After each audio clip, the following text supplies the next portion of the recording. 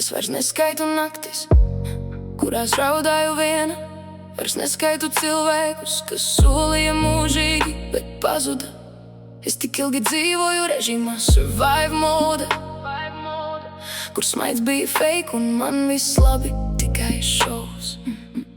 Es pieradu klusēt, kad sap pārāk stipri, pieradu aizvērt sirdi, pirms kāds to paņem un saplēš. Jo dzīve mani sita tieši tur, kur biju vājākā, un beigās es pati sev kļuvu sveša. Man likās viss game over, mīlestība nav priekš manis anymore. Bet tad ienāci tu, un mana pasaule sāka elpot citādi. Tagad pat tumšās dienās es pieķeru sevi smaidām nemanot. Tu liec man atcerēties, kā ir just taureņus atkal, kā ir gribēt pucēties, nevis slēpties zem segas, kā ir justies wanted, bet sasodīts man vēl ir bail, jo mana sirds ir pilna ar skārs. Un es nezinu, vai šoreiz tas būs healing, vai vēl viena katastrofa. Es tik ilgi jūtos par maz, par skaļu, par emocionālu, par sarežģītu. Man lika domāt, ka mani mīlēt ir grūti, ka man jābūt klusākai, maigākai, ērtākai.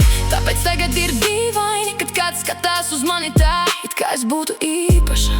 Tu saka lietas, kuras man sen neviens nav teicis, un mana augstā sirds sāk kust kā ledus pavasarī. Es cenšos neticēt pārāk ātri, bet damn, tu nojauc manas sienas. Un pēkšņi viss feels so different. Es atkal gribu dejot pa māju bez iemesla, atkal gribu sapņot par nākotni, nevis tikai domāt, kā izdzīvot šodienu. Bet dažreiz manas traumas runā skaļāk, tās čuks don't trust him too much. Un tad es cīnos pati ar sevi, starp bailēm un cerību. Es tikai gribu vienu, lai mani šoreiz nesalauž līdz galam.